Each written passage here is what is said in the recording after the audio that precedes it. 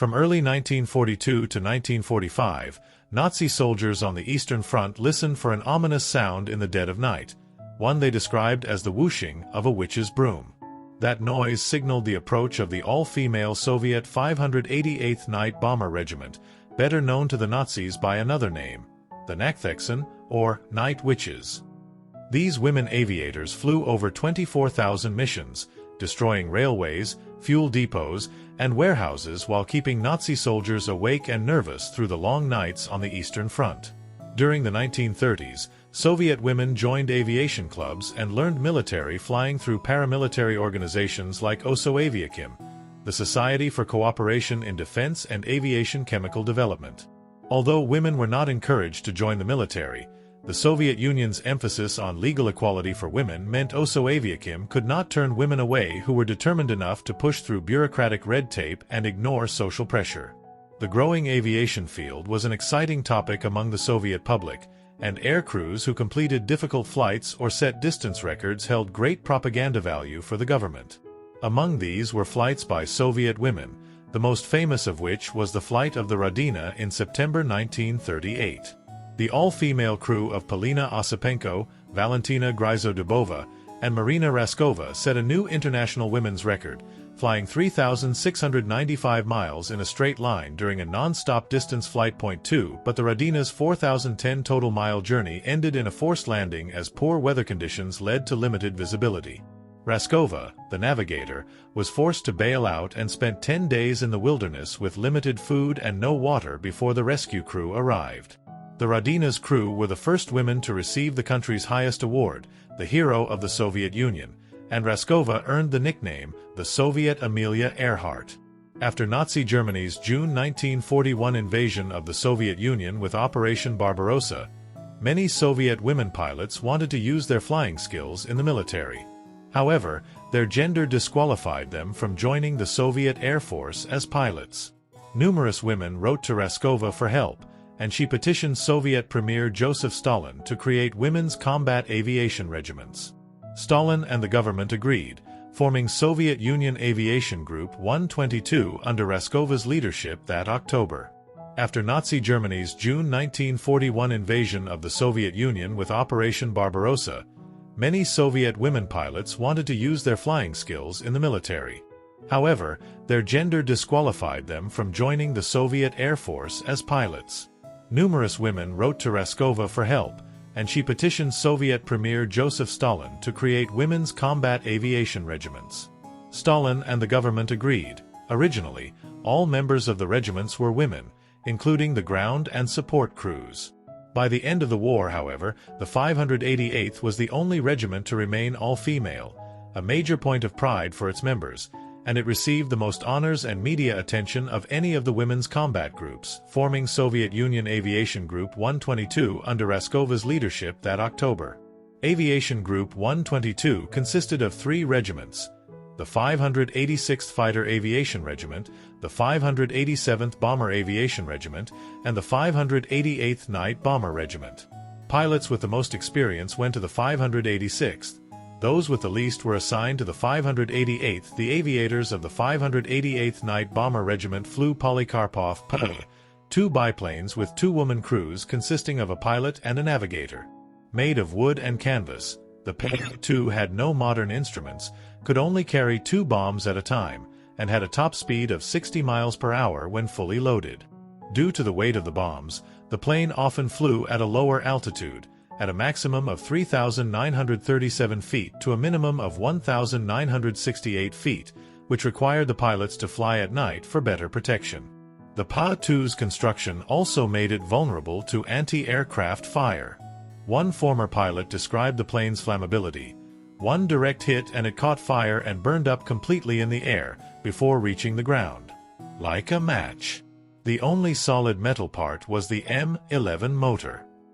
The women also did not carry parachutes due to the added weight and the low flying altitude. For many of the pilots, death was better than to be taken prisoner. In the Soviet Union, being captured or spending time in Nazi-occupied territory carried a stigma and, in some cases, trial by the military tribunal that could result in banishment to a penal colony or execution for treason. Despite the PA-2's drawbacks, however, the lightweight nature of the plane made it easier to maneuver and offered more stability in the air. The small plane could land almost anywhere. From a small forest clearing to a roadway. 10, it was also too small to be detected by radar or infrared, and the lack of radios prevented tracking by radio locators. Since the PA-2 had a limited range, the women operated close to the front lines. The Night Witches flew in support of many of the Eastern Front campaigns, including the battle for Stavropol, the defense of the Transcaucasus, the liberation of Novorossiysk, and the liberation of Gdansk, as well as operations in the Crimean and Belarus offensives. Their bombing campaigns also aided the Soviet military in their eventual victory at Stalingrad. The bombers destroyed or damaged German supply lines, vehicles, and ground troops, and dropped food and supplies for Soviet troops. Another main goal of the 588th was to attack German morale and keep enemy soldiers sleep-deprived from nights of almost endless bombing raids. The Night Witches followed a very specific strategy in their nighttime raids. As each pilot approached her target, she would turn off her engine. The only sound the Germans would hear was the ominous whooshing of Die Nachthexen as the pilot approached her target and dropped her bombs. At the same time, the women needed to dodge German searchlights and anti-aircraft fire. To achieve this, one plane would circle the searchlights as the other approached and then would bomb their searchlights as the other plane hit the main target. After releasing both bombs, the crews would return to the regiment's temporary base to refuel and load more bombs before flying out for another run. The women would fly anywhere from 8 to 18 sorties a night, each lasting 30 to 50 minutes. 32 pilots of the Night Witches were killed in service, including Marina Raskova. 18 pilots and 6 navigators received the Soviet Union's highest award, the Hero of the Soviet Union, more than any other Soviet women's unit. The unit's achievements also earned them redesignation as the 46th Taman Guards Night Bomber Aviation Regiment in February 1943, marking them as an elite unit. The Taman designation was in honor of their missions flown over the Taman Peninsula. The unit was disbanded shortly after the end of World War II, and, for the most part, the women aviators were not allowed to continue serving in the Soviet military. Some found civilian aviation work. Others found jobs working in factories or in other professional fields. While the women's contributions to the war effort had been praised in Soviet media during the war, in the post-war period, those achievements were forgotten about or obscured from the historical narrative.